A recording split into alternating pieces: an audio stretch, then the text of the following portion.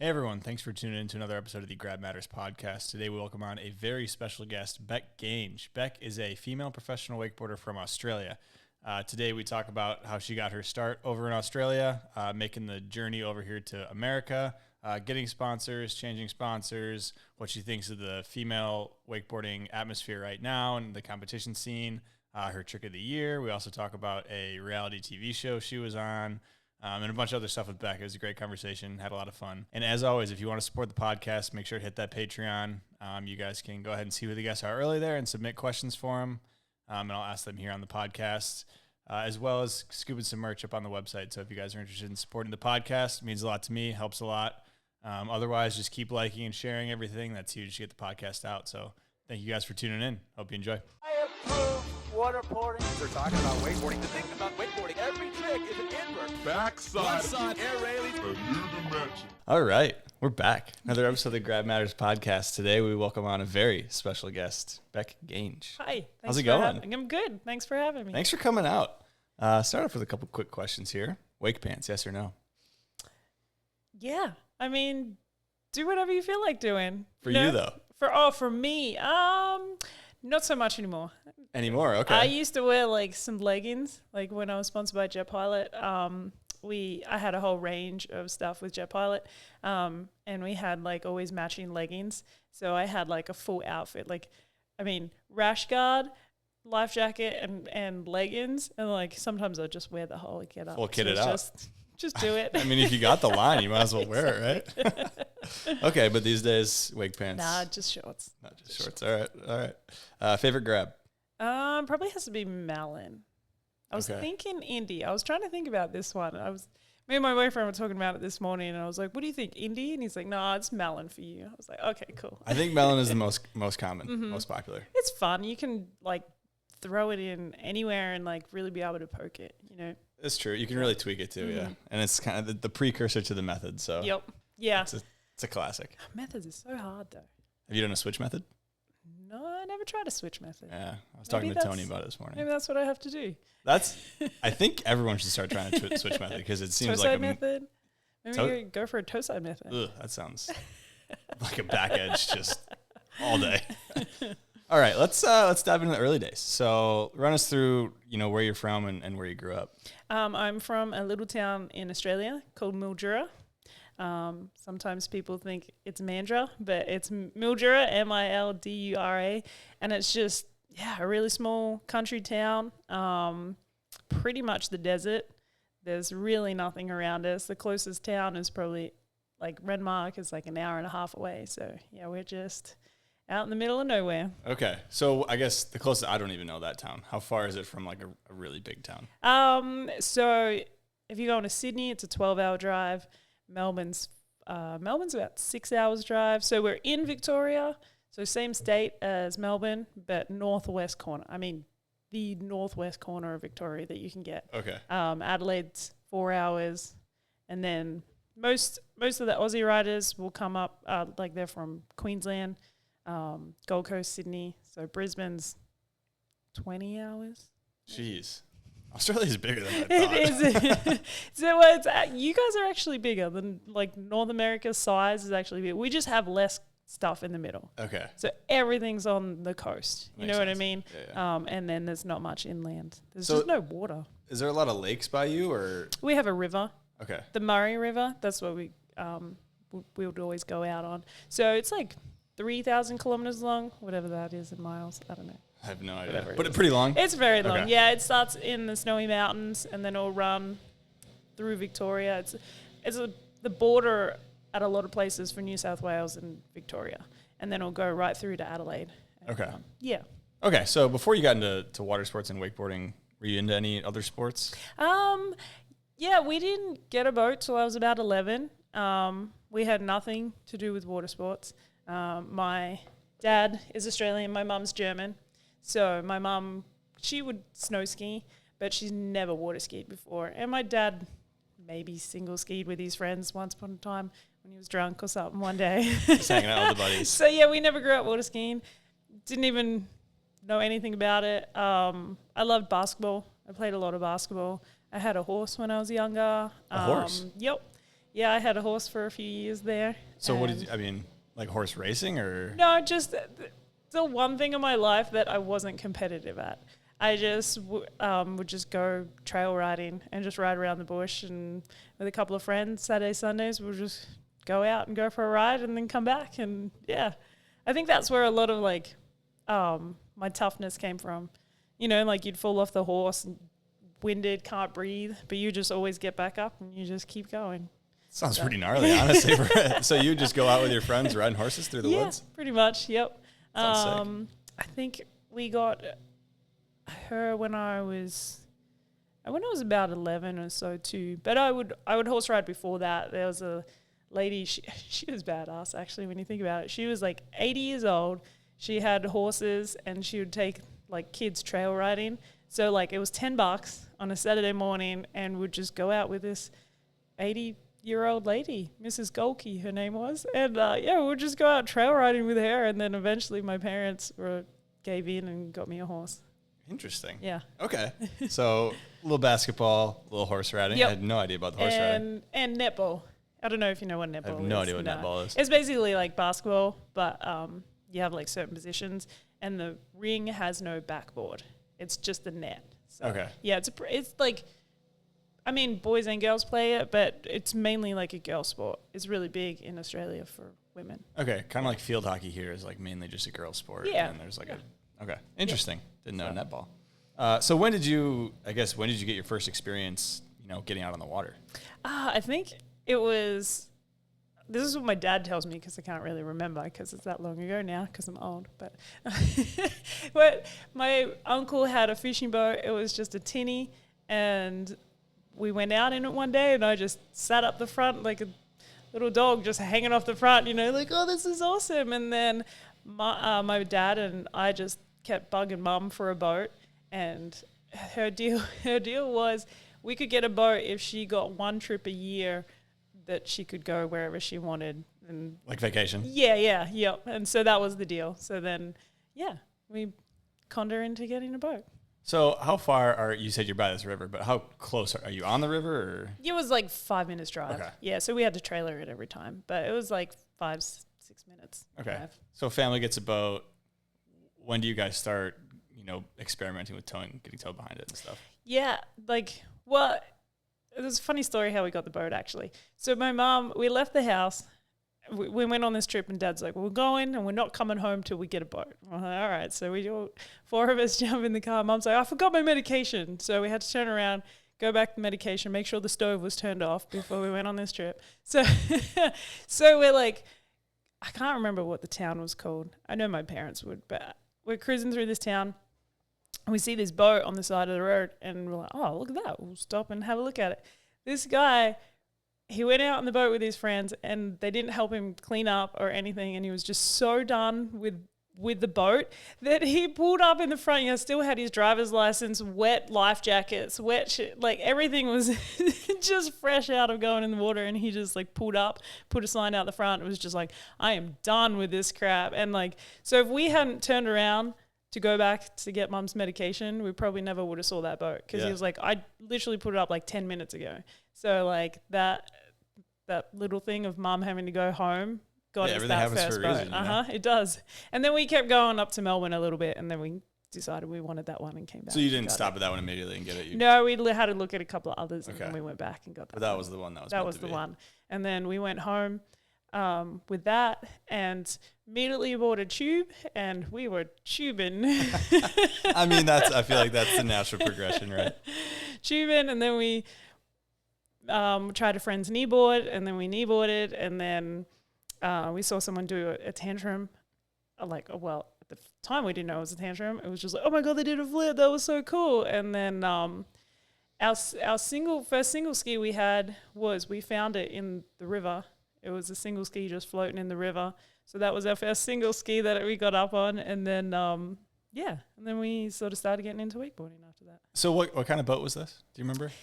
It was, I don't even know the name of the boat, but it was like not a ski boat, but it was just kind of a runabout. Just a sedge craft. It had a high pole. Motor was in the middle. We used to my dad used to undo the plug, like to fill the boat up, get a bigger wake, he'd just undo the back bung and fill the whole boat up with water, and then that was and then he tried to invent his own cruise control. Because, like, you know, us when we're wakeboarding, we're like, so fast at every 2 seconds. Yeah. So he tried to, like, do it, like, in a car where there's, he made a little switch that holds the foot pedal down in a certain spot so he could hold the speed. The boat had foot pedals? Yeah. I've never seen a boat. I mean, I haven't been in that many boats, but I've been in a few boats. Yep. Yeah, like, no reverse. It's just a 1 foot pedal. But then there's a neutral, like, to put in neutral, like, down by in the floor. There's like a little handle, and you just pull that, and it'll stick it into neutral or into. It sounds like a bizarre boat. Did you guys have a name for it? It was called the Redback. So Redback is a black widow spider, and that was its name when we bought it. It was. Oh, that when you bought it. That's Yeah. It was okay. red and sparkly and had pictures of spiders all over it. It's so weird. Did the We're gonna cruise talk control? about that. The cruise control work? No, it didn't work No. that good. No, It was worth the effort at least. Yep. I mean. Okay, so tubing, find a slalom ski, do a little skiing, and then so run through the first experience you guys have wakeboarding. I hated it. I didn't like wakeboarding. My brother loved it. He had really good style too, and he loved wakeboarding. Him and his friends, they would ride all the time. And like I would just do it to do it, but I like single skiing. I never competed or anything in single skiing. Well, I did do one contest, but that doesn't matter. But yeah, no, I just did it for the fun of it, and then once we got a bigger boat, that's not that big anymore, but at the time was big. Yeah. It had like a tower, speakers. Everyone was like, "What's that roll cage on the boat?" And we were like, "Oh no, it's a tower." We thought it was really cool. And and then I started learning like wake to wakes and torso wake to wakes and 180s, and then I started falling in love with it. Okay, so it wasn't until that second boat you guys had with the roll cage. Yeah. Gotcha. The first one, oh man, I still have the footage somewhere, but I was like, I'm going to learn to jump the wake, you know, like anyone. We have no idea what the hell we're doing. And I just remember like really cutting into this wake. I think the rope was probably like 80 feet. We didn't know to shorten it. And I just like really cut, little mini Rayleigh and just front edge. And then Whoa. my brother, all he said was, I wish you told me that. I would have filmed it. I'm like, well, I'm going to keep trying. I think I took like 5 more of those. And my dad's like, you just get in the boat back. He was like, It's not working No. today. and the old school like VCR cameras, you know, like no phones or nothing. It was like VCRs and yeah. So what's that next boat then? So a wakeboard boat. It was called a ski craft. Okay. They're manufactured in Australia, and I think we saw it at a boat show, and Dad was just like, that boat's cool. You get a bigger wake out of it, and had the tower and everything. And then So your brother was probably wakeboarding quite a bit then. Yeah, So it's yeah, like, he okay, was let's get wakeboarding. a Yep. boat for it. So once you get this boat, sounds like you kind of start picking it up a little bit more. a little bit more, yeah. Okay. Started trying more flips and, you know, started doing 180s consistently and that sort of stuff. So it was, started picking up more. And I remember, I'm probably jumping ahead, but the back rolls, man, freaking flips were hard. I was almost at a point where I was like, I'm done doing this. But like, it was in Mildura, there was some university competition or something, and Josh Sanders was there. And we were like, holy crap, that's Josh Sanders, like first pro we've ever met. And of course my dad goes up. He's like, hey, like my daughter's trying flips. Would you want to like come out and just watch her? He came out in the boat. I did one, and he was like, you're doing everything wrong. And I think that was my moment. And then Dad was like, yeah, I can't coach this. I don't know how to coach wakeboarding, because he used to just be like, just cut in really hard, go really big, and then worry about it when you're up there. You got it, like this. And that was the Motivation, coaching that but we maybe had. not Yeah. constructive criticism No, that was nothing needed. good. Okay, so what was that first contest? Was that your first contest that you were at? I didn't compete at it. It was just Okay. at our local ski club, and so we just went down to hang out. Okay. Yeah. My first contest, we always would go to South Australia because it was closer for us, so I'd always compete for South Australia. But the first one, oh yeah, that's right. The first one was in Adelaide, which it was this really cool spot. The water was terrible, like conditions-wise, and health wise. But it Health-wise? but it was in Glenelg, like right on this beachy spot. But it was a little river off the beach. I always had fun at those ones. But yeah, I remember my dad just being like, "Oh, Bec, you could really like win this." You know, all I had was 180s and some week to weeks, and he's like, "You got this." And I went out, first hit, fuck it. Sorry, excuse my language. Oh, you can swear. Okay, you can swear all you want. Fucking shit. Fuck all you want. Flying through the air. It was just gonna be week to week. Like went upside down on my head. The whole boat was like, oh. Got up, went to do a toe side week to week, and fell. And that was my first contest. I was like, yeah, thanks, Dad. Really got that one. So it was over quick after. It was very, very quick. And then I think the next day we had another ride. I think it made it first pass, and then Okay, got some 180s in there maybe. Yeah, Okay, that's about it. Okay, so kind of walk through the progression of that first contest. You know, maybe first day didn't go well, second day a little bit better, but the progression of then until you start progressing and doing, you know, better at different contests. It was slow process. It was never like, I don't think for me it was ever just something I just easily was good at. And contest wise, you know, like I think just the nerves got to me.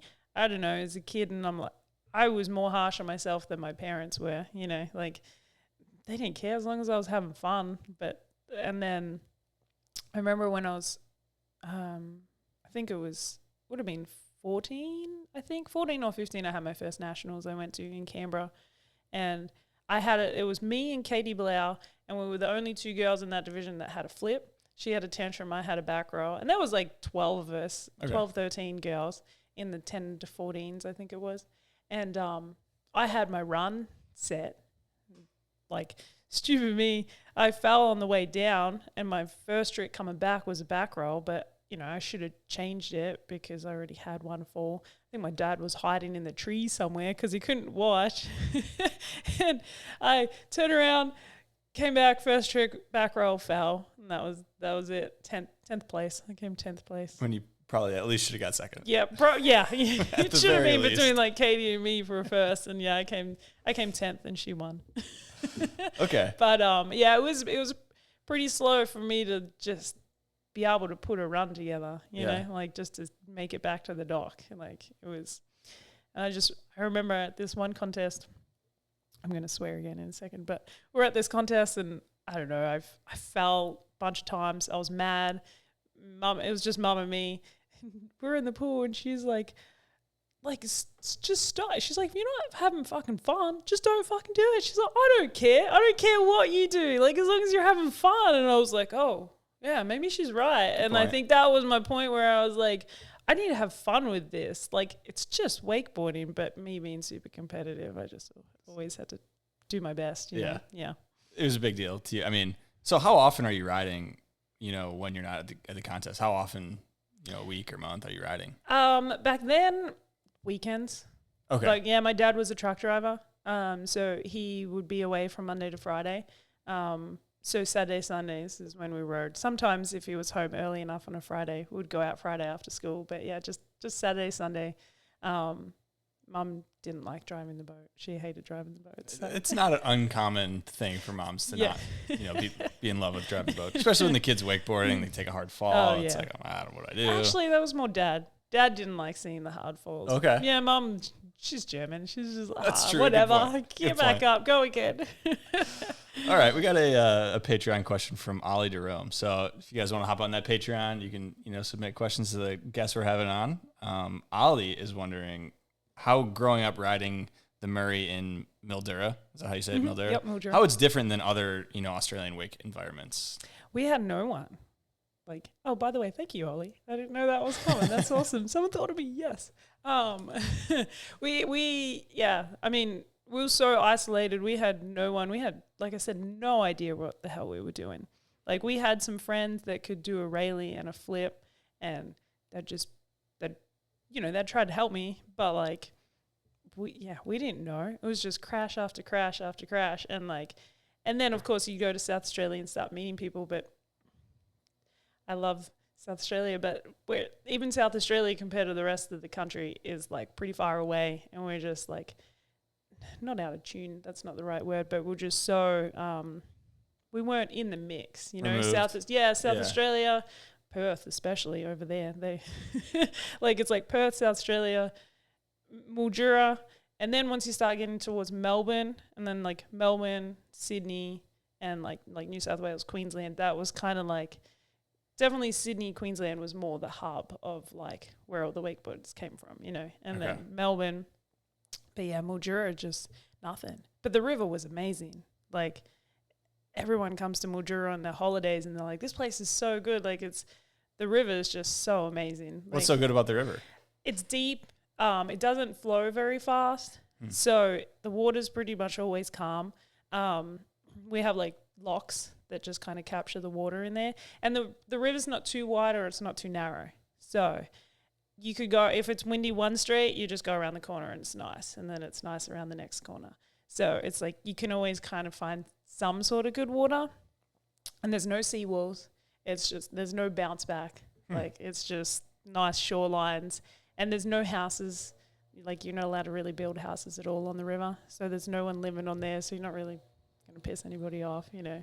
So, yeah. Wow. Good spot. Sounds like a great spot other than the fact that there really wasn't anybody wakeboarding. Yeah, that it was hard. It definitely to progress anything, it was hard, you know. Yeah. Yeah. So what age would you say that you were kind of exposed to, I mean, you went to some contests here and there, but you're still at home. Mm-hmm. What age did it turn into like, okay, starting to ride with maybe some other people? Is that in Australia or do you come to the States for that? In Australia. So like, I mean, once I started going to Australian Nationals, that's when I started meeting some bigger names. You know what I mean? Although Harley's younger than me, you know, like Harley Clifford, Amber, Hayley Smith. And then once I sort of started going to, the Nationals, I remember they had a, like a Grum camp, like coming up for, I think it was like Worlds or something. And they had like a Grum camp up at Black Diamond. And so that's when I went there. And that's when I think that's one of the first times when I really started to learn things. Like Hayley Smith was one of the coaches. I can't remember if Amber was there or not now, but I really remember Hayley coaching me, teaching me how to do spins. Oh my God, I sucked. I sucked at spins. Oh, I could do my 180s and then the second 180, anything backside would just be like pretty much upside down on my head. Like I still remember Hayley saying, like, once I learned like heel fives and stuff eventually, and she's just like, man, you sucked at spins and now you're doing fives. Like, so I really remember her teaching me a lot of stuff for spin, or like backside 180s, like inside out backside 180s and stuff like that to help my spins. And then that's when I started to meet people. But I mean, I did pretty much once I hit 18 and I started coming over here is when I started meeting more people too. Okay, so your first trip here was around 18? 18, yep. Okay. Yeah, I finished school, finished year 12, and I didn't really know what I wanted to do. Like, I didn't really want to go to university or anything. I just knew I wanted to wakeboard, and I wanted to do the endless summer like all the Aussies do. So that was my dream. It was just to come over here and then go back home and come over here and go back home. Australians, yeah, it's nice. It's tempting. Okay, so when do you first start getting some attention from sponsors? Is that before you come to the States or? Yeah, I had a couple of sponsors in Australia. One of my good friends, he is a V8 supercar driver in Australia. I mean, we're not great friends anymore, but we still stay in touch. Yeah. His name is Rick Kelly, and I used to wakeboard with him and his brother, and he was sponsored by Jet Pilot, Oakley, and Liquid Force. And their family live in my hometown. And so I'd go riding with him and he saw like potential in me. And so he reached out to his sponsors, Liquid Force, Jet Pilot, and Oakley. And he helped me make a resume up, you know, like a full like binder resume, like pictures and like everything. And then my brother, he told us like, hey, go film and put this little DVD together. So my brother filmed me riding. I found it on my computer the other day, actually. Oh, wow, I did get angry when I was young. Anyway. You got to bring that out. You got to upload that somewhere. It's so bad. It's so funny though. And so yeah, we made this DVD. My brother put it to music. We put it in a little thing and sent it off to those three, and then those three sponsored me. Is this just gear or are they? Yeah, just gear. Okay. Yeah. So, but starting the contacts with, bigger companies.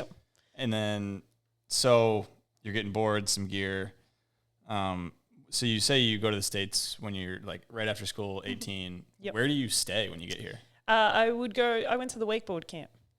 Yeah. Okay.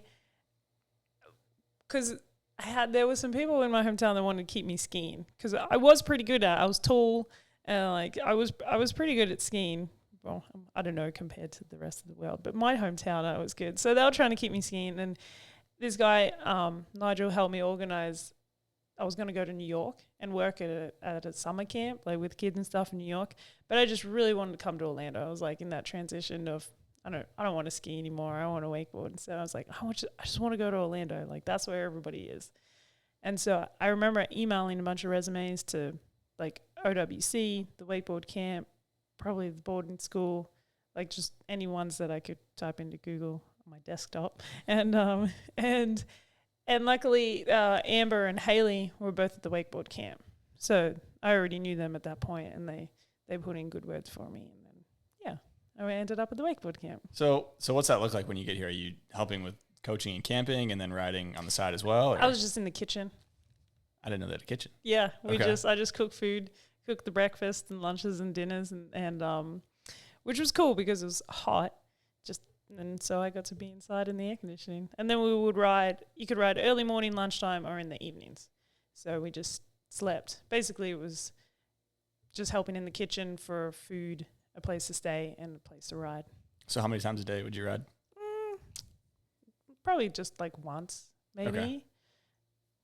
It's going back a while now. Probably, yeah. I don't think we averaged I don't even think we really rode on the weekends. We'd go to the cable park on the weekends, but like maybe once a day or something like that. Okay. And so you said I was going to bring up cable park. So had you ridden cable in Australia at all before you came over? Yeah, but I didn't. I can't remember how old I was. I would have had to be 16 the first time I rode a cable park. Do you remember the Maven sessions? Liquid Force Maven sessions? I don't know. Can't remember. Anyway, it was like the girls sort of side of Liquid Force, and they'd have they'd just sort of tour around and take girls out wakeboarding and stuff. And it was Melissa and Amber.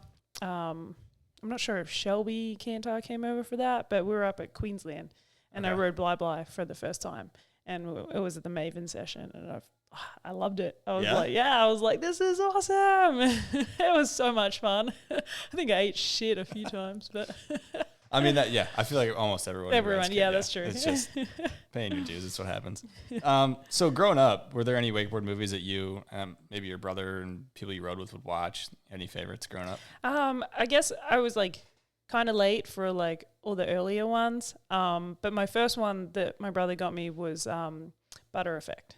So that's one of my favorites, Butter Effect, and then Push Process. Loved Push Process. Like me and my friends, we talked about it for months until that thing came out. We set up a full movie night, like put the sheet up and like really, got like a projector screen, and then we made a full night of it. Love it. Yeah, that's awesome. So in those movies, there's a lot of big name riders, but who were some riders that you looked up to at that time as well? Ben Greenwood, Benny G. Okay, yeah. Lyman, Rusty's section in Butter Effect. I really like that one. That was probably the main ones. Okay. Yeah. Couple big names there. Benny G's stylish. You wouldn't have heard of them. A couple nobodies in there. I guess, I don't know when you signed with Supra. When was that? How long after this Orlando trip was that? So I came over in 2008. Was the first year I came over. So I came over 8 to actually the first year I came in 08 was pretty funny. First trip on my own ever. Like parents are sending a little girl off, they're like, all right, off you go, like have fun. And no phones. Like, I mean, I had probably the flip phone, like the old Nokia flip phones. And I arrived, my flight was late. I arrived at like midnight, and I remember walking into the baggage claim, and I saw these two people. I think they were like barefoot, board shorts, t-shirt. I thought, oh, that's probably who's coming to pick me up. And then by the time like I kind of got my bag and they were gone, and I was like, all right. So I got my bags, walked outside, and just sat there, and I was like, I don't know what the go is here. Like, I guess someone's going to eventually pick me up. So I sat there till about 3 a.m. No one picked me up. I'm like, I don't know. Okay, like I didn't even know where Claremont was. I was like, all right, my options are I could ask for someone for some change to call from a payphone and call the camp, and then, but they're probably asleep, so no one's going to answer. I was like, I could get in a cab, drive out there, and then what, fall asleep in the grass or something? I don't even know what the place looked like, So I just went upstairs and got a hotel at 3 a.m. I'm like I think I could text mum, and I was like, hey, but it costs money, So I was like, wrote this long thing, hey, no one's here to pick me up, but I'm good. I'm staying in a hotel. I'll let you know what's happening tomorrow. And then the next morning I called the camp, and then someone come and got me. But yeah, that was my first experience of coming over here. Rough start. A rough start. So I was like, well, if I can get through that, I can get through. That's true. A lot of Good things. point. Face adversity early on, and then you conquer it. Was someone supposed to pick you up that night, or was just lost communication? And then they said they had some campers that they had to pick up. So they went to the campers, and then they were just kind of like, oh, she must not be here. And then just went back. See you later. Back. So, yeah. So that was 2008. And then I only came over for like a couple of months. Loved it. 2009, I came for like 3 months, and then 10. So 8, 9, 10, I came over. And then I didn't come over 11, 12, and then 13 again. Okay. 13 onwards. Yeah. So 8, 9, 10, are you competing at any, probably. I went to the first year. Yeah, we went to a Worlds the first year. I can't remember where it was, but I sucked. I was in like junior women. I was like hillside back row, fell, got up, did a indie grab, toe side front row, fell. That was it. Really kind of some rough starts to the contest, Bec. I'm not going to lie. I'll tell some good ones soon, maybe. So, yeah, that was like one of the first Worlds I went to. I had fun, the rest of it, but yeah. Well, that's the point, right? Yep. So, okay, so 8, 9, 10, are you picking up any sponsors that are starting to pay you at this point, or is this still just... Nope, just all on me. Yeah. Working at the camp and... Yeah, so you didn't get paid at the camp, though. But so I would just work in Australia, work the 6 months, save up money, pay for my flights, come over here, spend my time over here. And obviously, like, I didn't have many costs while I was here because I was, like, gas was covered, food was covered, place to stay was covered kind of thing. So, like, all I had to do was have some spending money, but all I wanted to do was wakeboard. So I didn't go to many contests those 3 years, though. Just getting better. Yeah. Progressing. And then, like, Worlds was at ODubs 1 year. So I went to that one, obviously. But, yeah, I just wanted to come over and just wakeboard and try and progress. So two things on that. What did you do for work in Australia those 6 months? Bunch of different things. Retail work. My first job was a checkout chick at a supermarket. And then I worked at a pizza store. Retail work. 1 year I worked at a phone store. And then when I got a bit older, just like the last few times I was home, I worked at a winery, in the laboratory in a winery. A laboratory? Yeah, yep. And mixing chemicals and stuff. And so I just find whatever I could find when I get back. For 6 months and then... And were you living at home at that point? Yeah. I'm guessing too. Yeah. Okay. So when you did come over, though, is it in your mindset to compete? Like, I want to go and win contests, or is it simply I just want to wakeboard a ton and get better? I did. I just didn't have the money to go to any of them. And I also just didn't think I was good enough to go to any of them. So I just didn't think I was at any sort of level to be able to go to all these contests, especially like the pro events. Like I was like, no, I'm not good enough to go to that. So it was just to come over and wakeboard and, have fun pretty much. Was it kind of on your mind, like, in a few years, I'll be there? For sure. I was like, I remember we did some edit and like, I was already trying toe sevens, and like that first edit is, I remember when people were like, whoa, who the hell is this chick? Like, caught a back edge in it, actually. It was pretty good. But like, I was just trying some things and no one really heard of me and they were just like, oh, who's that? And then 11, 12, I didn't come back over. I stayed in Australia for 11, 12. Why is that? I had a boyfriend. Oh, okay. Well, not just that, but like I just didn't have any big tricks. Like I didn't have whirlies or tootsies or anything like that. And I was just like, man, I can't afford to do this. Like So, and the boyfriend at the time, he moved up to Queensland, and I always wanted to live in Queensland. So he moved up there to go to school, and I moved up there, and I worked at a surf store for a couple of years, and rode a bunch in Brisbane with Corey and Brad Tunison. Okay, still wakeboarding. Yeah, I still wakeboarded just on the weekends, and like Okay. we'd go to the cable park, like go to blah blah and go to the cable and stuff like that. So we still rode. I just and I competed in like the Queensland contests and stuff like that, and nationals and whatever, like just within Australia. So I still had it on my mind, you know, about wakeboarding. I just didn't think I was good enough over here. And then riding with Corey and Brad, they helped me learn a bunch of stuff. Like I learned a whirly and like close to a Moby Dick. But anyway, I had like some more, a Dum Dum, that's right. I landed a Dum Dum with them and like kind of progressed with that. And then the boyfriend at the time, we broke up and I wanted to come back over here. I was like, I got some stuff now. Like I could do well, you know? So I moved back to Mildura and saved up money again and came back over here. I was like, I'm going to give it one good crack. Like I'm going to go over. Tunison's got a house. So they were like, come stay with us. So in 2013, I came over and stayed with them. And I was just like, I'm going to give it one big crack. Like, save up my money. Don't go to the camp and work. Like, go and just train every day. Go to every single contest I can go to. If I spend all my money, I spend all my money. I'm just going to give it one more crack. Like, I don't want to get to 60 and could have been like, oh, what if I could have been a world champ? What if I could have been good at this, you know? So yeah, that was the year I turned pro, and that's the year I signed with Supra. It was 2013. Okay. Yep. We'll get into Supra in just a second because I wasn't sure what year that was. But so when you were back in Australia, was that I'm not going to say like kind of forgetting about wakeboarding, but you're just riding on the weekends. Was it wakeboarding wasn't really as much of a thing in your life anymore, where it was like? It was still pretty big. Like I rode a bunch with Mick Neville. He's the Australian Liquid Force O'Brien. Not rep. He's just the importer. You know, like he's a huge thing in Australia and like amazing guy, awesome family. So I'd ride with him a bunch, and like he would include me in all the Liquid Force stuff. You know, like we'd go. There was a contest or an event or whatever in a Bly, or like if we had to shoot the new boards, like he would include me in all of that. So it was still in my life for sure. Okay. Like, you know, it was still in the back of my mind, maybe one day I'll do all right at this. But I was just enjoying everything I had right then. Yeah. If someone were to ask you at that point in your life, hey, are you trying to be a professional wakeboarder? Would you have said yes or no? I think I still would have said yes. You said yeah? Okay. Yeah. So still a huge deal to I was you. still a bit, I like to think I was still pretty big deal in Australia. Yeah. You know, maybe not in the world, but like within Australia.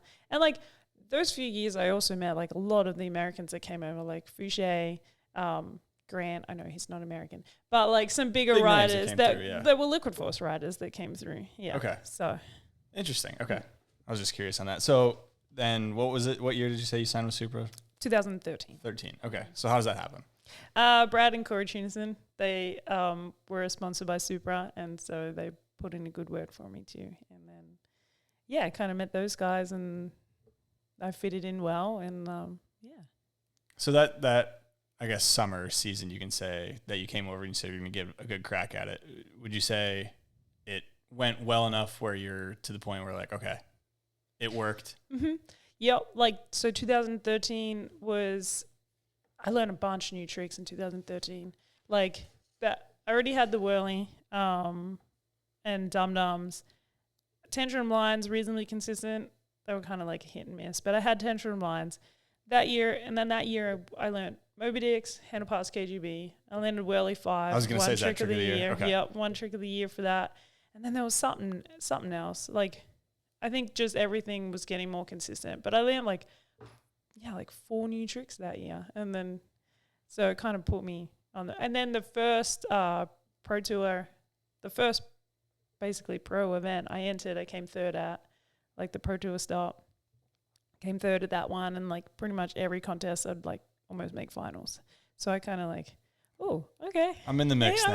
I'm in the mix. And it was also too, like I was, had so many friends too, you know, like I was riding with like Nicola Butler a bunch, Tara and me started getting really good friends, Caro and like Amber, and like, so I was like part of the crew, you know? So it was a lot of fun. I mean, good good time to be a wakeboarder back For then, sure. for sure.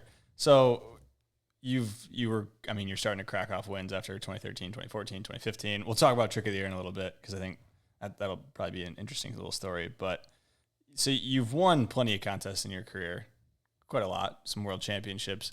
What would you say is your favorite or the one that means the most to you?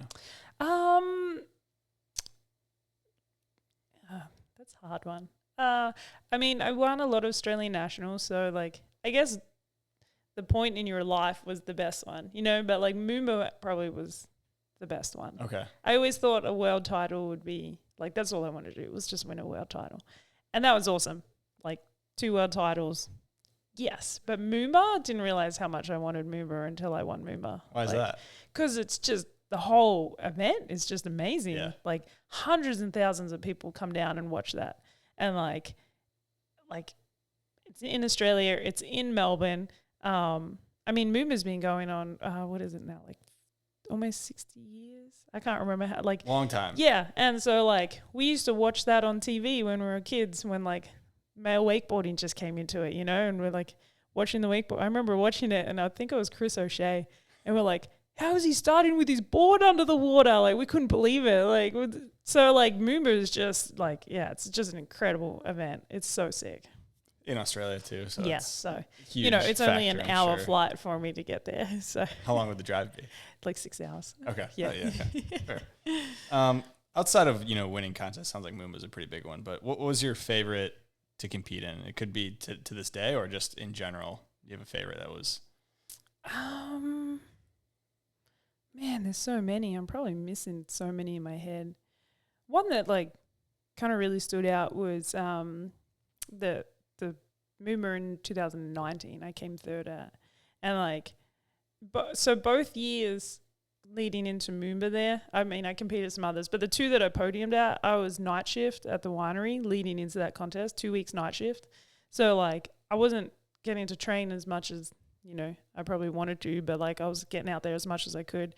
So like leading into those 2 events was just like I was so tired. And in 19, my boyfriend right now, Jim, he came over to hang out with me, and we went to that contest. And in the finals, I put the run down that exactly how I practiced, and like it was just the coolest feeling to get back to the dock and just have him like running down the shore, and I'm just like, I did it, like, so that was really cool because I got to. He was there. He was there, but like I'm trying to think of some other ones that were. I mean, any cool formats you remember over the years of, unique formats? I don't know.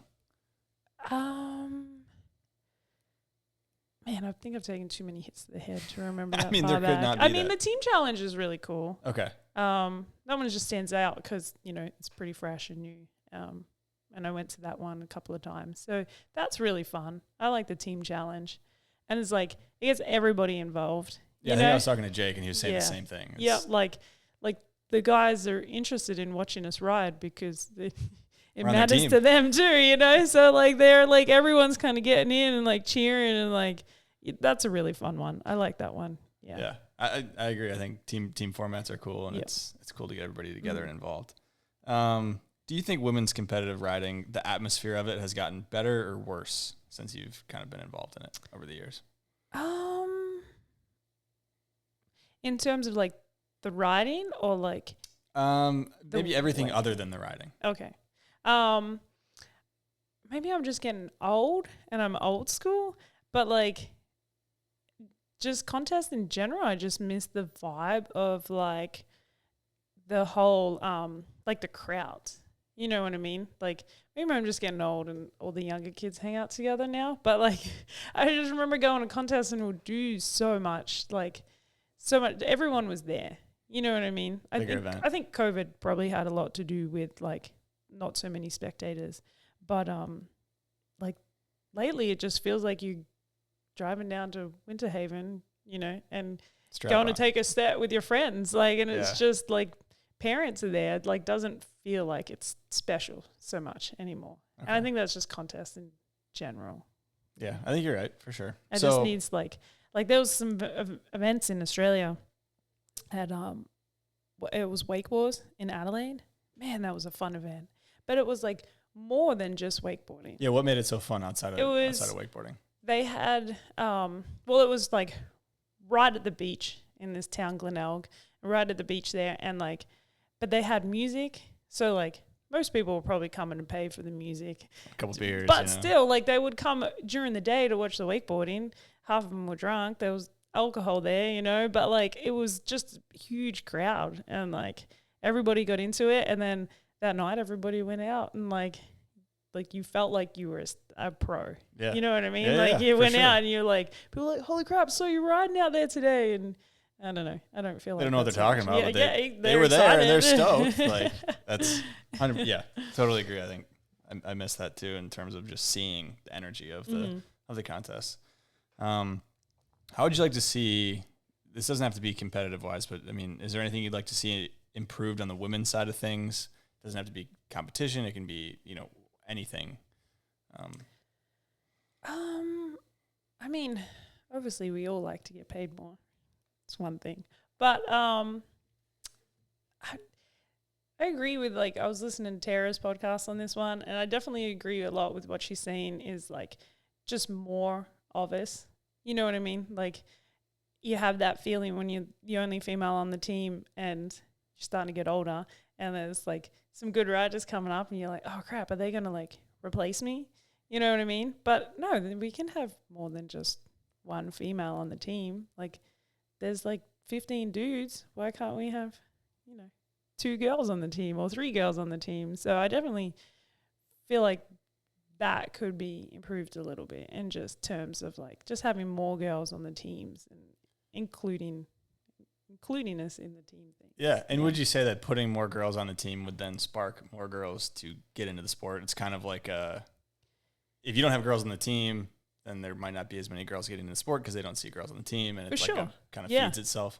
I mean, just look at money wise, like if there's no money to compete for, like, yeah, these girls will grow up because the parents are probably paying for most stuff, and they like want to get really good to this point where they have to start paying for things. And then they're like, well, what's the point? Like I get to pro and I don't get anything, like, I mean, I won Worlds in 2014. I didn't get a pro model board till 2021. Like I've been a pro for 10 years. This is my 10th year. And I didn't get a pro model board till I was 2021. I won Worlds. And then my contract got cut in half the next year.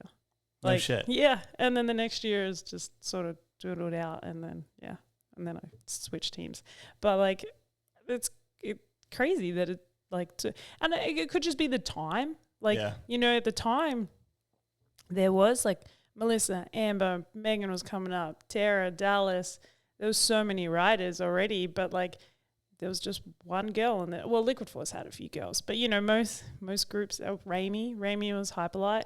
So it was like, well, where do I go? Like, so, So it's kind of like, if you have more things, more girls will want to see it and they'll want to get better. And then it's a balance. Yeah. It's definitely a balance for sure. I mean, look at the dudes. Like, look at Kane. He's a freak. He's so good and he's so young, but he's seen Corey and Nick and all these other riders and he's like, oh, I could do that. And he's like so good at, what is he now? Like 13, I think? Yeah. Something like Still that. crazy Like 14 young. or something like that, He can't drive, that's for sure. And I mean, look, you can see that in a lot of the younger girls too. I've drawn a mental blank now what her name is. That Italian rider right now. She's like 14. I don't know how to say her name. It's like toe starts with a G. sevens. Yeah, like toe sevens, rat backs. I'll insert that right now because we're not doing you credit right now. I don't know how to say it, but we'll I'm put sorry. it in And you know who I'm talking about. And she's like 14. She's doing toe sevens. Killing it. Like how many girls are doing back fives right now? Like those Italian girls, like Pete's, like Chiara and Alice. Like, they've seen what like Amber and these girls have done, and they're just like, oh crap, and like Megan and Zara and stuff like that. Hopefully me, but you're like they see these tricks and they're like, oh, I can do that. So the progression will just get more. Now's a good time to talk about Trick of the Year because you landed still, as far as I'm concerned, the only one to do a whirly 5. Yeah, I am actually. When was the last time you've done one? Yeah, it's a sore subject. Well, like, so that was 2013 and I was doing whirlies. Like, I learned whirlies whirlies really quickly, like one set, and I learned them. I was like, cool, okay, had them in contest. 2013, Corey and Brad, whirly 5, like every time, whirly 5. I'm like, no, I can't do it. And Nicola actually pretty much had landed that trick before I did. Like I seen footage of her, and she like landed blind and just like rocked back on her heels and let go. And one day I was like, all right, I'll give it a try. I tried like 2, and I came around on them super easy, and I was like, oh, I think I can do this. Like I went to bed that night, and I was just like, I know how this can feel. Next day, landed like second try. No shit, it was that easy. It was that easy. And then like I landed a few of them, and then just lost whirlies. Whirlies were gone altogether. That was it. So. Yeah. And then in 2020, Nick was like, why aren't you doing whirlies? I'm like, because I just can't do it. I just get stuck. And then he re-taught me them, had them all year, and then lost them again. So I'm done with whirlies. You need some tramp sessions or something. I don't know. Well, I did try that. No, tramps aren't good for me. I just fly off them instead. I'm too old for that now. But yeah, so I haven't done that in a long time. So that happened I 10 wish years I could ago. do it.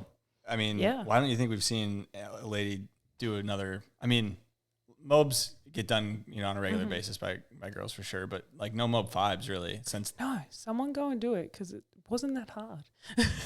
Someone else go do it because it really wasn't that hard. If you have whirlies consistent, it's not that hard. And the wakes now are huge. You can do it, I promise. I mean, we see it at cable though, like Anna, Pete 5, Lisa, Chromo 5.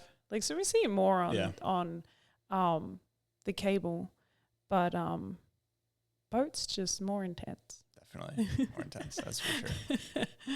But it's coming. Like, I mean, when I had chromos consistently, I was thinking of trying chromo 5s. I was like, man, I can feel this, like melon chromobes, and I was like coming around really easy, and I was like, I think I can do this, and then lost chromobes as well. Chromobes and whirlies are out the window right now. I'm trying to get them back. No, chromos. Chromos was I went back to Australia. The wake was a bit smaller. Kind of struggled with them, and then when I came back over, I was doing this set with my friend Billy, and like I had him. I was like landing, dropping the handle, and I should have stopped, but stubborn me just keeps going, and I died on a back edge. Like never have I taken a back edge that hard before. Like it felt like someone was just stabbing me in the back of the neck, and Billy took me to the hospital, and I'm a person that usually if I take a hard fall and I'm not knocked out, I would go again, and I'll try it again. And then that was on the Monday. Saturday was the Masters, so I was so stiff I couldn't even really ride. Saturday blew my knee. And then it was a whole year until I rode again, and the last time I tried that chromo was when I caught that back edge. And then it just took me a long time to even just to throw that trick again. Okay. So I think this is a good time to talk about blowing your knee out. So you kind of walked right into it, which is perfect. I didn't have to intro it. But so run us through how that happened that day. Yeah, so I think I tore my ACL earlier in the year in 2013. I was trying some 7s off the kicker, and I just landed and like twisted in. And I wasn't in like agony, but I knew there was something more than any other injury I've had. I didn't want to get a scan because it was the start of my first year of being a pro rider, like I was determined for that year to just go for it. So I didn't get a scan. And then at the end of the season, I got a scan, and they were like, well, it looks like you kind of partially tore your ACL. Maybe. Like, no one gave me a definite answer. They were just like, oh, I don't know, maybe, like in a previous injury. And I'm like, well, it had to have been from that. There was nothing else. So, but I rode for the whole season, learned whirly 5, handlepass KGB, all this stuff. I'm like, can't have been that bad then. So I just didn't bother about it. And then 2015 was when I blew it. And it was at Masters.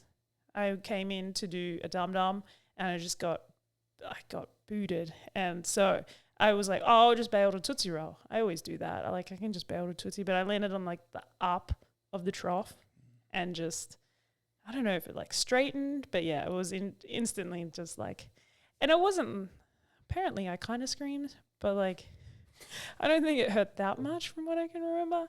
But, and then from there, I kind of was like, yeah, it doesn't feel good, but I don't know. And then I had scans and it was meniscus. And so I was like, all right, let's go in and I'll just get it cleaned out back on the board in 4 weeks. And so I paid cash, had it done in America. And while I woke up and I was first thing, I'm like, how's my ACL? All drugged up. And he's like, yeah, you're going to have to get that fixed. And I was like, no. So like 5 weeks later, I went back to Australia and had his ACL surgery. So Oof. that was my first ever surgery. So 25 for first surgery. Not too bad. Yeah. Had five total now since then. The surgeries? No, I had ACL and the meniscus, and then I broke my left tibia plateau. I had ankle surgery, and then last year I had back surgery. Okay, so we'll talk about the back in a second. But so would you say 2 major knee injuries? And then Yeah, the left one was bone. So that one was just totally different. I was on crutches for 12. Actually, the injury itself didn't hurt, but man, the surgery, waking up from surgery, oh, that was painful. Like, they're like, what's your pain level? I'm like, 9, because I was thinking 10, but I was like, what if there is something that's more painful than this? So I just kept saying 9. I was like, 9. And then, like, finally it kicked in and I could, like, breathe, but it was so painful because I had to put a plate and, like, some screws and stuff in there. And so that was just the bone. So that was 12 weeks on crutches, which felt like an eternity on crutches. But then the good thing about that is once it was healed, it was healed. Yeah, I was going to say compare Yeah. the ligaments versus the bone. Exactly. Like ligaments, you feel good, but you still got to wait for that to heal. Whereas bone, 12 weeks, you're good. You know, you're solid. But like I learned from the first surgery how to rehab. Like first surgery, I had no idea what to do. That meniscus surgery, my knee was a balloon. Like I had no idea what I was doing. So by the third surgery of my broken leg, I rehab from like week 1. I was already rehabbing after Once that you felt like surgery. you're pretty much good to move around. They're like, you can do anything, just don't weight bear. No walking for 12 weeks. Okay. Crutches, but Yeah. yeah. And then when I got back into the gym, my trainer was like, we'll do an upper body session. I'm like, okay, cool. So we're doing like some pull-ups and whatever. And the next day, my arms and that was so sore that I really couldn't walk because I couldn't use the crutches because it was just so sore. And then for weeks, like I'm just in the gym carrying dumbbells, like to get back to the seat, you know, carrying dumbbells within the crutches and like crutching over with dumbbells to sit down and do my weightlifting. Okay, so you've had several major injuries. Those 2, the knees are probably the biggest ones. So what would you say you've learned through those 2 processes about rehab? It's a lot of ups and downs. You like you feel good, so you push it, and then the next day you're back 2 steps, and you're just kind of like, oh man, did I push it too far? Did I not? And every surgery is going to be different. Like everyone has a different like journey, I guess, through their surgeries, but sticking with rehab and just trusting the process is like what will get you through it, you know. But by the 5th one, by like, you know, like a 4th or 5th one, it's like, I'm like, oh, here we go again. And I'm just like, I know the procedure now, you know, like, and like, Kind of sit back, say, okay. yeah, I'm like, okay, well, I guess I'm just having a little break and we're hitting the rehab hard, you know, like, so yeah, the first one was definitely like I was out for a year. Yeah. I thought my life was ending, you know, not really, but like I thought it was all over. It's uncharted waters. Yeah, like I had no idea. My parents have never had surgeries. Like they've never been in sport. I mean, Dad used to play AFL football, like just for the local team, you know, not like anything. So like we didn't know what we were getting into. Yeah. So it was all just new. But by the 2nd, 3rd one, I was like, okay, I know what's up now. Yeah, just gotta wait it out. Go with the flow. Work through it. Before we talk about your back injury, let's tell me about the backyard wrestling federation you and your brother had. And do you remember what it was called? No, yeah, it was called EBWF, Extreme Backyard Wrestling Federation. I hate you, Tris. We were so into wrestling. Tris, I forgot about wrestling. Actually. This is your brother that you're talking about. Yeah, this is my brother, Tristan, and yeah, we just loved wrestling. Like, we would set up mattresses in the backyard and set up like ropes around it and have the ladders, and like we'd have like aluminium trays to hit each other on the head with, and like we used to make my mum film it. Like, oh man, yeah, we were really into wrestling. This footage has to be out there Oh somewhere. no, I couldn't find it, but it's like deep down. You have to ask my mum to go find it in a DVD somewhere. Like it's deep in the storage section.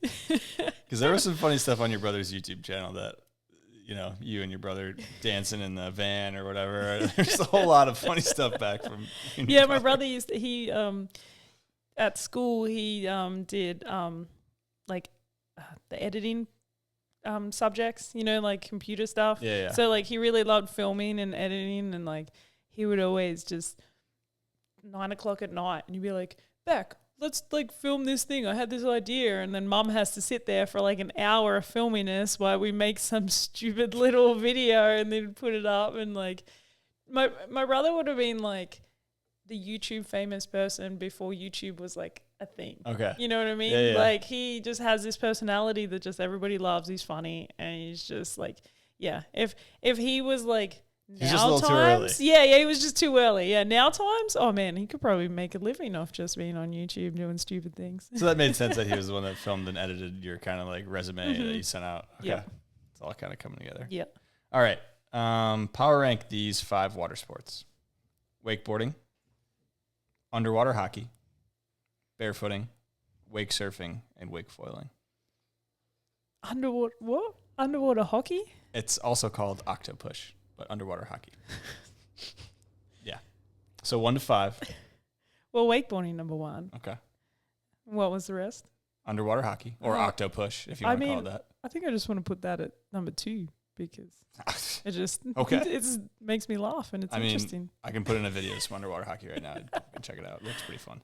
All right. So octopush, underwater hockey 2. You got barefooting, wake surfing, wake foiling. Barefooting. Barefooting 3. Yep. Okay. Because it's hard and Gnarly I for respect anybody that does that. Foiling surfing. Sure. Okay. So pretty loyal to the foil. Yeah, somewhat. More loyal than It's surfing. like foiling's funny because it's so hard to do, and then you kind of figure it out, and then you're like, now what? And Yeah, you're you like, kinda I'm not have going to to- go upside down, so I'm not going to go now the Noah what? Flegel yeah, route. Like, yeah, no, you know, I'm good. so- Had enough injuries the other way, so. True. Fair. Okay. Let's talk about, just quickly to wrap up the injury kind of section of this. So what happened with your back? It was that was your most recent kind of injury. So Yeah, the back sucked. I don't wish that upon anybody, is back pain, like compared to the rest of the injuries. But yeah, I hurt my back and I was like 2 weeks on the couch and I was good. And then I was like kind of off and on for the rest of that year. And I was like, okay, like maybe I just went too hard or whatever. And then like pretty much a year to the date, I was at the gym, and I don't blame deadlifting, but I probably shouldn't have done it. Like I was warming up and my back was tightening up and I was like, I'll be fine. It's just one of those things where I just got to get into it. And then I wasn't even going heavy. Did a couple of deadlifts and I was like, that doesn't feel too good. And as the day went on, I could not move. Like I was in so much pain. I was in tears, and Jim's like, I don't know how to help you. And I thought it would just come good after a couple of weeks, and it didn't. And then I finally went and got MRIs, and I herniated a disc in my back. And I actually went to have my ankle looked at and my back, because my ankle's been giving me grief for a few years too. So I didn't want to have back surgery, so I had the ankle surgery instead. And I was like, I'll just have the ankle surgery, rehab that at the same time I rehab my back and try and get out of this back thing with just rehabbing. And so that year was 2021. What are we now? 23? So yeah, 2022. Yeah. That whole season, which I did reasonably well at, but like I couldn't go and really train at home. It was like I'd have like 1 or 2 rides. I'm like a week, and I was like, okay, that's it. Go to the contest, come back, do it again. Like couldn't try anything new. I was just so much pain. Like, and when I got the tingling in my feet, that's when I knew something was up. Like my foot was going numb. I got tingling in my feet, and like something's up. Like this isn't right. And so I pushed through that summer. Got to the end of the year, and I was just like, I can't do it anymore. I can't do it. I gotta like. if this means I can't wakeboard, at least I can have a life. Like I couldn't stand in the kitchen for more than 30 seconds to cook dinner. I couldn't walk around the block with my boyfriend and the pups. Like I couldn't do anything, you know? So I was like, all right, if this is my career over, it's over. But I got to. It's gotten to a point where I can't live like this. Yeah. So, and the surgeon, he was awesome. He wake surfs. He has a G, and he's really cool. And he was like, "Does it hurt when you tantrum?" I'm like, "How do you know what a tantrum is?" I used to wakeboard. I'm like, "Oh, cool." So, and he was like, "No, you're gonna wakeboard again." 3 months later, I was wakeboarding again. Yeah. Okay. So what was the surgery like for your back? What'd they do? So a quick explanation of it. You got your bones, like the discs, and then in between that is the cushion, kind of like a cartilage. And then it's a hard surface, and on the inside is a soft surface. He said it kind of looks like crab meat. Ugh. And so when something wears out, like especially a lot in wakeboarders, from all the compression, that outer surface wears out. And then when you do something, like it's a lot of flexion, so that outer layer breaks down, and then the inside basically shoots out, and then it's pressing on your nerve, like your nerve that runs down your leg, or wherever it is in your spine, wherever nerve it's compressing.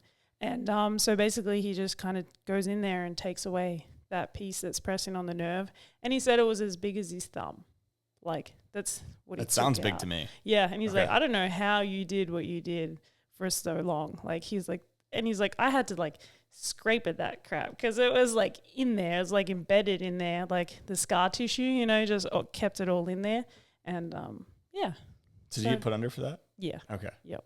Yeah, But that it- was pretty nervous on that one. It doesn't sound like a crazy surgery though. Is it pretty straightforward for him to do that? Yeah. Okay.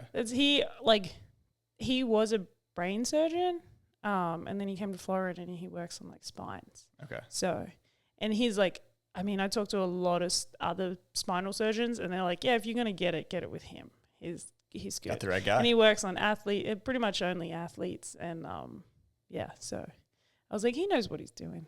Got the right guy for the job. That's great. And he had a relationship in wakeboarding. You know, he knew what I'm doing. Yeah. And yeah, so that helps. A lot, I'm sure. We're kind of talking about tricks, but what trick would you say took you the longest to learn? A back roll, Was like it my first ever. The first that major first trick? flip. Then everyone's like, "Oh, they will come so fast after that." No, they didn't. They did not still come fast. Actually, tantrum was really hard. I struggled with that one. I remember it. Dean. No, I'm terrible with names. I forgot. Someone came to Australia and I had a lesson. I landed 2, and then I couldn't do it for like another year.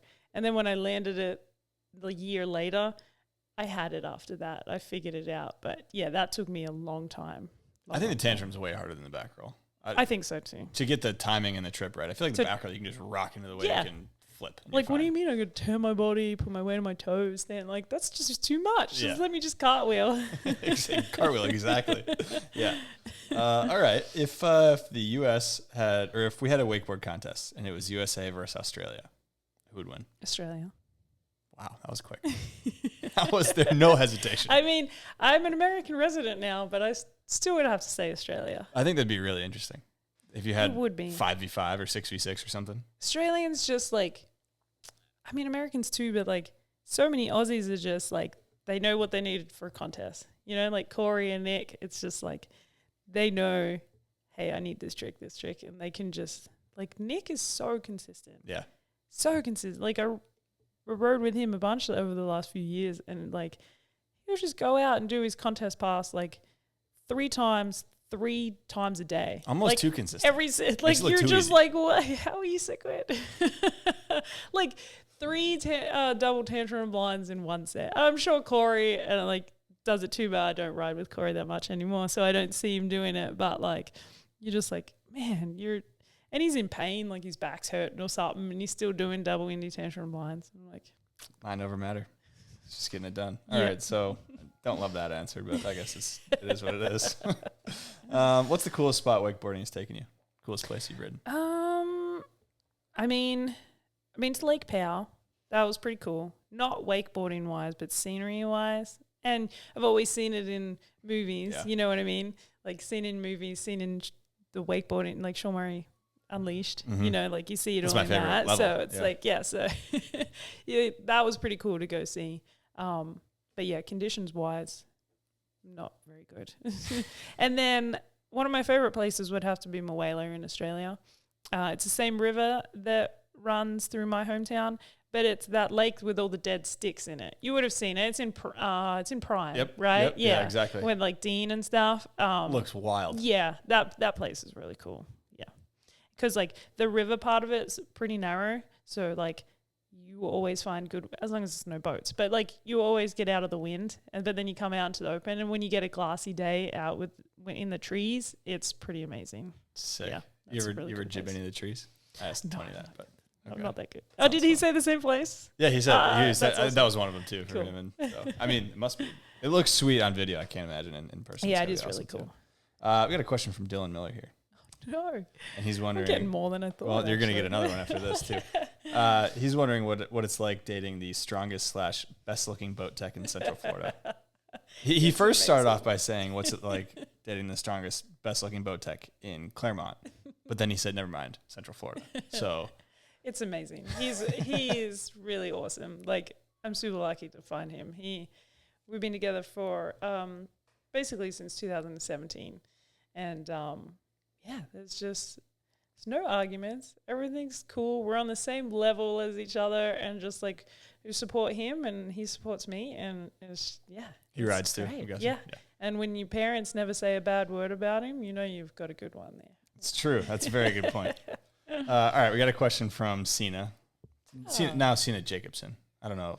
I think that. I mean, I think she took his last name, but anyways, and anyone who doesn't know Cena, Copycats Club founder, Amazing. creator, all around badass. Super So creative. go check out Very Copycats Club, obviously. She's wondering what you would love to see in women's wakeboarding right now. So it's kind of a broad question, so you can go wherever you want with that. But I'd love to see a movie, oh, a okay. wakeboard, like Sets in Motion. Do you remember that one that Amber did? Yeah. That Amber like put together and that we were all a part of. That was sick. And I would like the level of writing then till now, like that would be a really sick movie of like cable and boat of just like the best women, not even the best women, but like just like Scumline but women's version. That'd be I cool. love it. I was not expecting that, but I love it. I was talking to Trevor a bunch about it at our Fat Sack shoot the other year after Scumline came out, and I was like trying to get all these ideas on how to do it. It would be really cool. That would be really. I mean, I'm all about it. Huge. Yeah. Any way I can help with that, hit me up. Let me know because I'm all on board with that. Okay. So movie. I love it. Anything else come to mind? That's a good answer. So Just that. I miss having like when I used to come to Orlando, it's like Surf Expo, Wake Awards, like and the movie premieres, Yeah, like these big Surf things. Expo time was just amazing. Like you try and sneak into Surf Expo so you can meet some pros, and like you turn up to the premieres, and like it was so cool. Like all the pros were there, and it was just like it was exciting. yeah. It was exciting to get excited about something. Now you just scroll through Instagram and you're just like, cool, seen that, and you're like, oh, that was pretty sick, and then you just Forget keep about it. In 10 scrolling, minutes. and yeah, you forget about it after a couple of minutes. You know. Yeah, I was talking with Shane about that and the like where does a longer video piece live in this wakeboard world now that we're in the industry, and I still think it has a place. For So sure.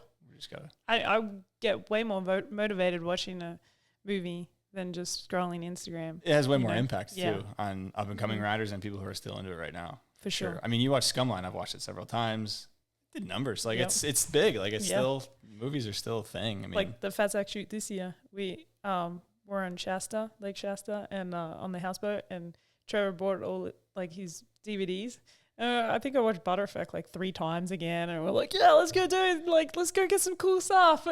yeah, it gets you hyped. Yeah. I mean, For sure. there's a lot more effort that's put into it. So I am beyond stoked with that answer. Okay, let's talk some technical stuff. So stance, board size, row plank, speed, all that. What are you riding at? I have the Axis A24. So I ride 22.4 miles an hour behind that, 77.5-ish feet. Ish. Yeah, I don't know. It stretches out. So it's kind of 77-ish. And then my board is a 138 and stance all the way out.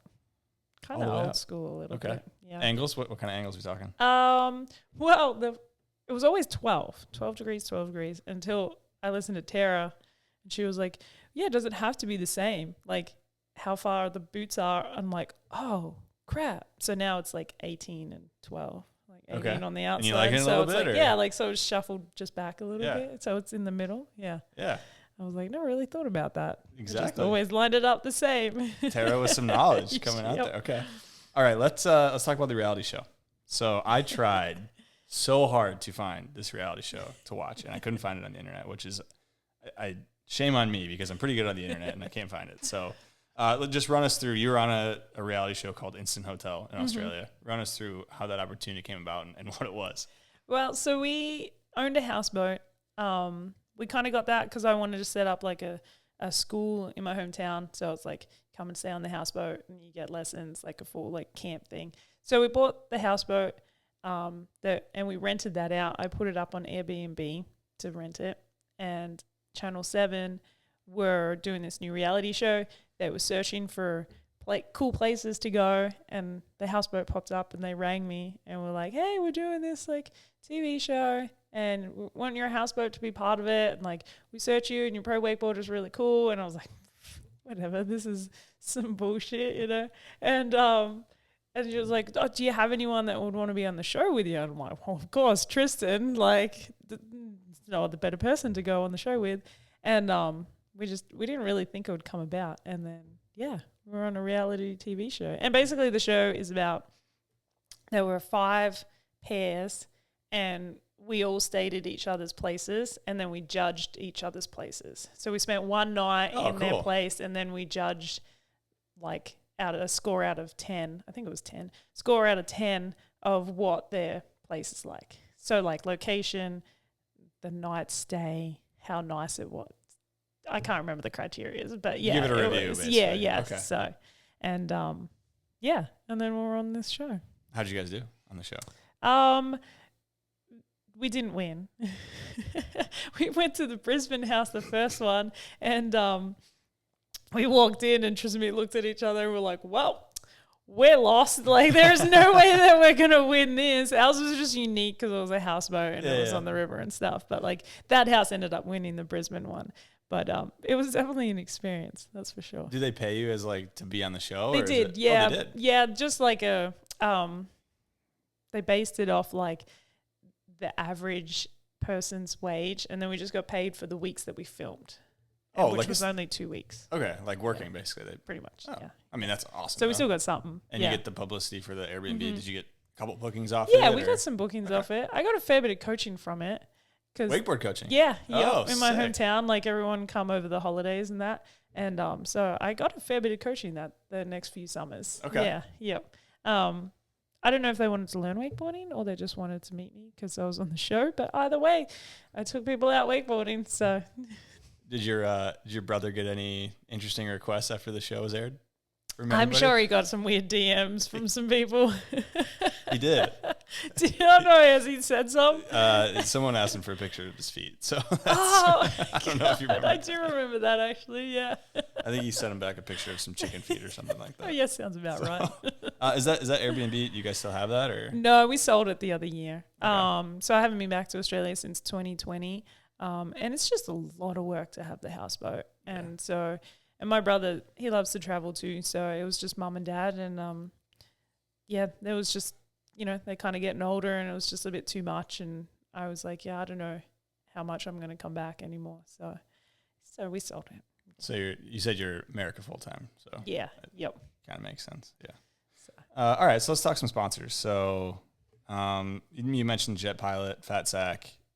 You said you were started on Liquid Force and then you recently switched to Hyperlight.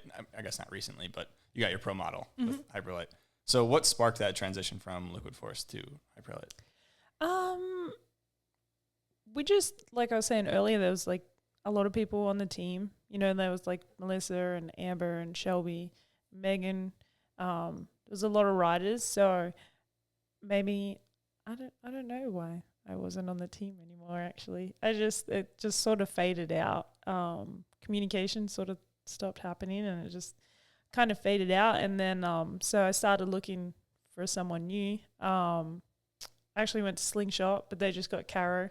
So, and then Hyperlight still had Ramy, but I was sponsored by Tommy's. So I was like, I was going to the Access shoot, and I'm like, I only had a broken liquid force board, and I was like, I need like a current board to go to the shoot with. So I went to Tommy's and just kind of grabbed some Hyperlight boards, and I was like, yep, this one works. And then I started riding that, and then I just kind of started taking my own initiative to like do shoots in Claremont, and like any photos or videos or anything, I'd just send it through to Greg and just be like, hey, like just kind of like showing some initiative to like, hey, I just don't want free stuff. Like I want to do stuff with you guys. And then that was in 2017, and then 18 is when I started kind of getting involved with the Hyperlight team more. Okay. Yeah. And then took a couple of years. I mean, it sounds like for most people, at least at Hyperlight, it's like it's a couple of years to get the pro model. You're kind of working with the team and or the brand. So yeah, I think in 2018 we just shot at Murray's house, so we didn't go anywhere.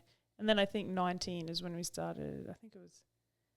Oh yeah, that's the year I broke my leg. So that was when we went to Delta, and then we did like 2 or 3 years in the Delta, and then we kind of went some different places. Okay.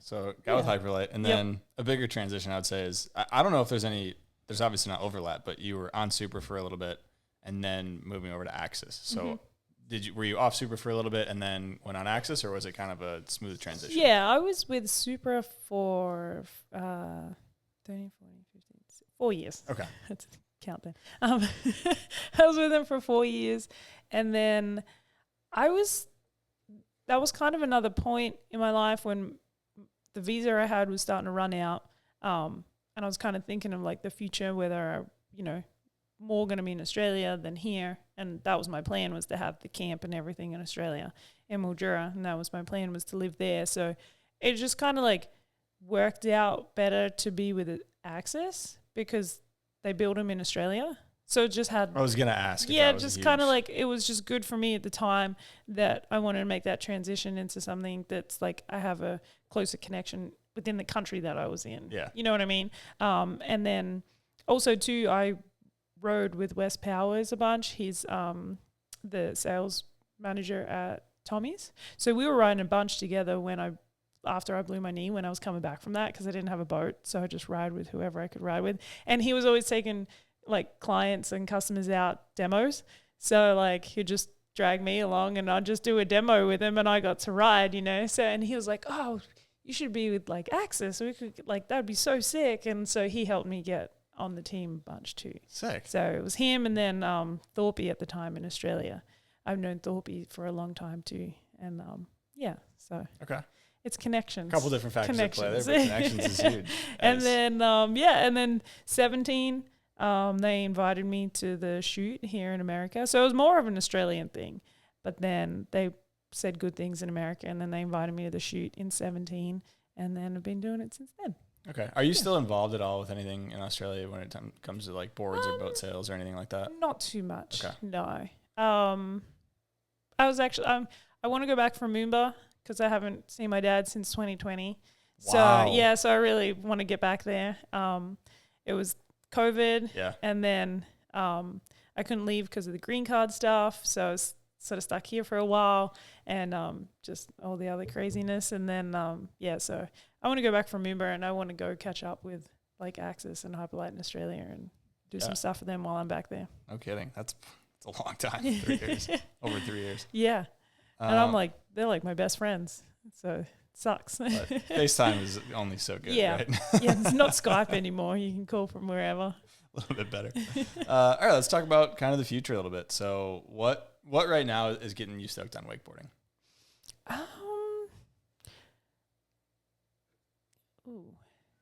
It's a good question. Could be, riders or...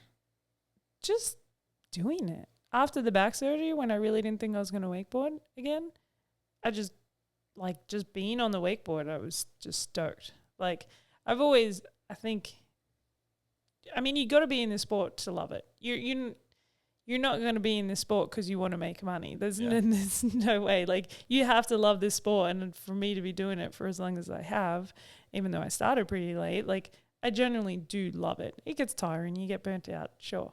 that's jobs. That's any kind of job.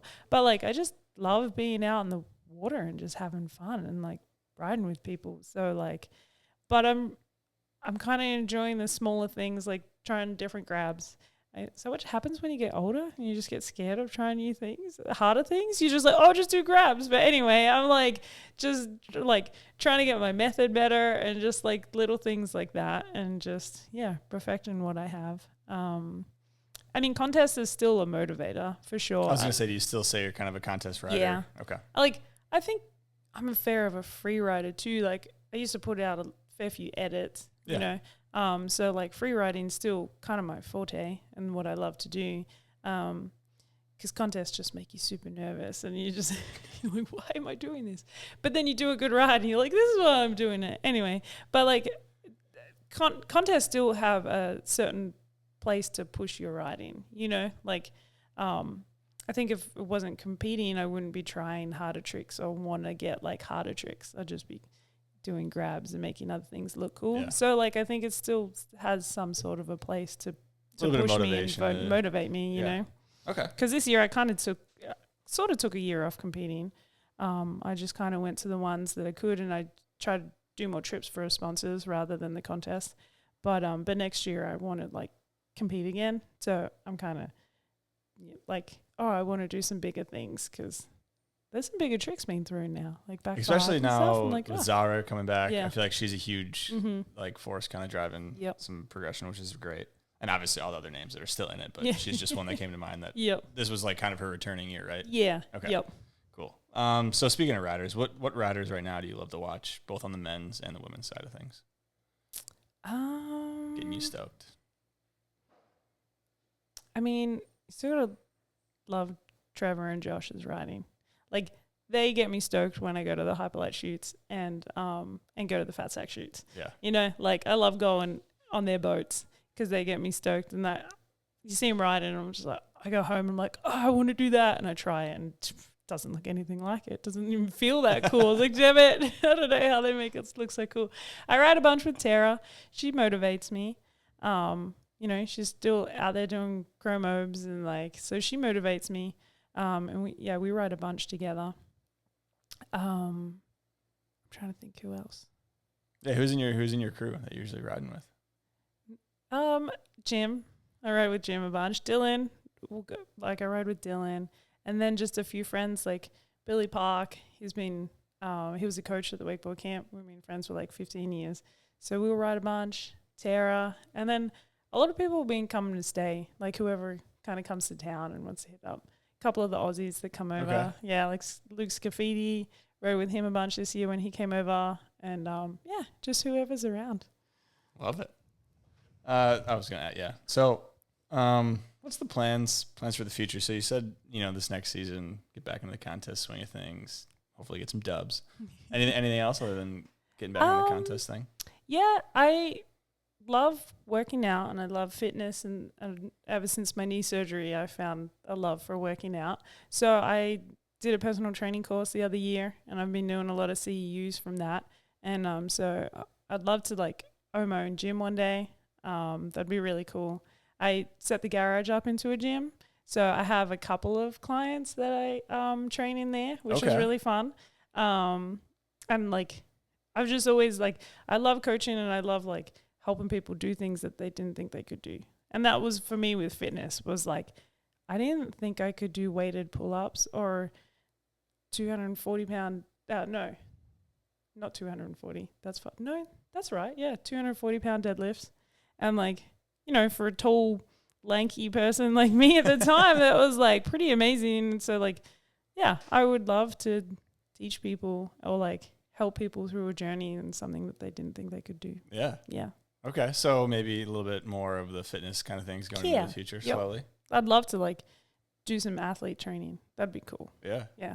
Like really like, and the few clients that I have, I'm just like, it's been fun because like, squat. And it's like, all right, like let's redo this whole squat. Like there's so much more to it than you think of just like squatting down, Yeah, so especially before we add any weight to this. Let's exactly. Get the like, form going. Yeah. Especially like, because I didn't know all of that before my knee surgery. You know, like I didn't know anything. Yeah, I went to the gym, but like I did the classes, the Zumba classes or whatever. You know, like I didn't know crap until I started working out with my trainer, and I just like so much injury prevention stuff that like I'd love for like all these young people to have.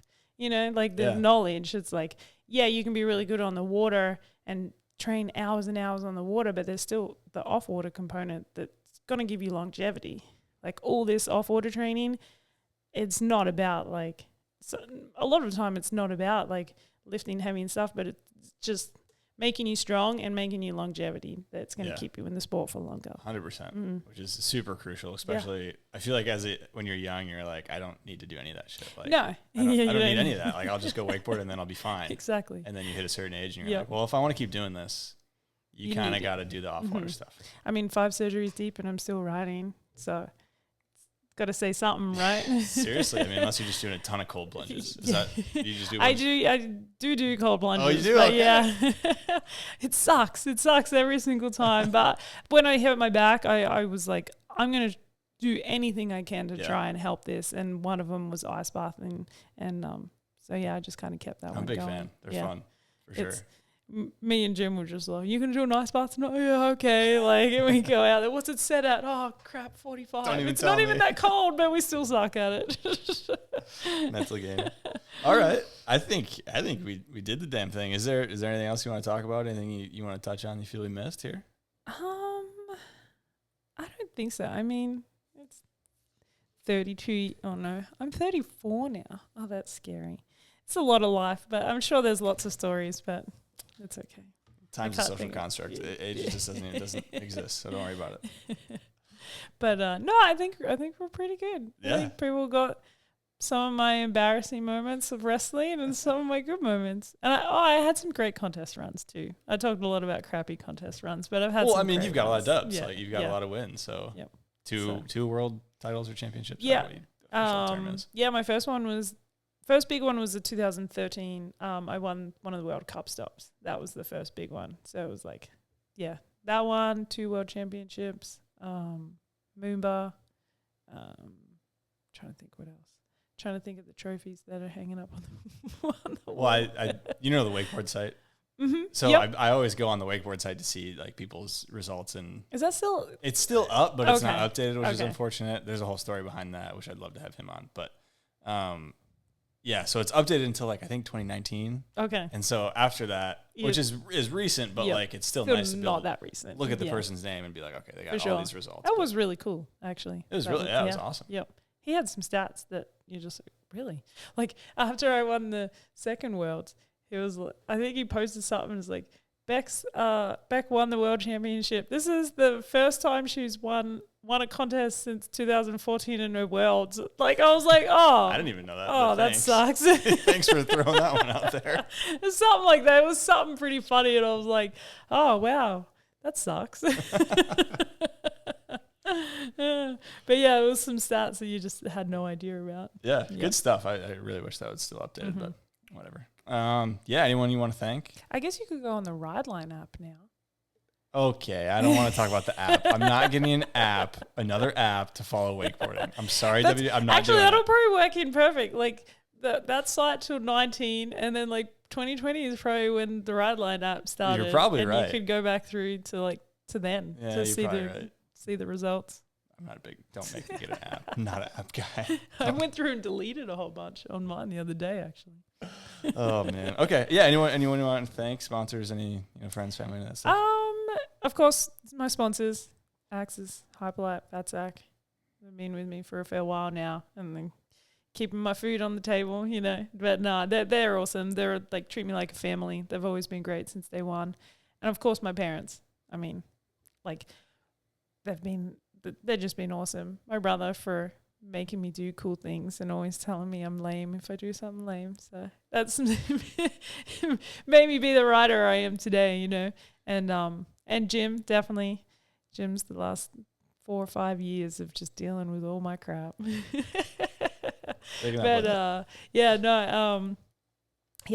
parents are just amazing. Like, we never grew up with money, like, obviously they had to buy the first few boats that we had, but Yeah. like they did everything that I could that they could do to help me. And then once they hit 18, I started making my own money. But like, yeah, they just were always there for me.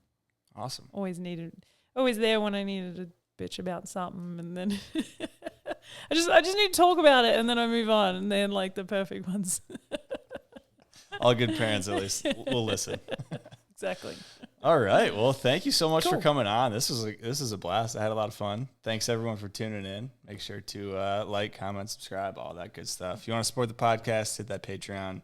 Maybe grab some merch. Yeah. Thanks for coming on, Beck. Thank you. Thanks for everyone for having me. listening. See you guys next time.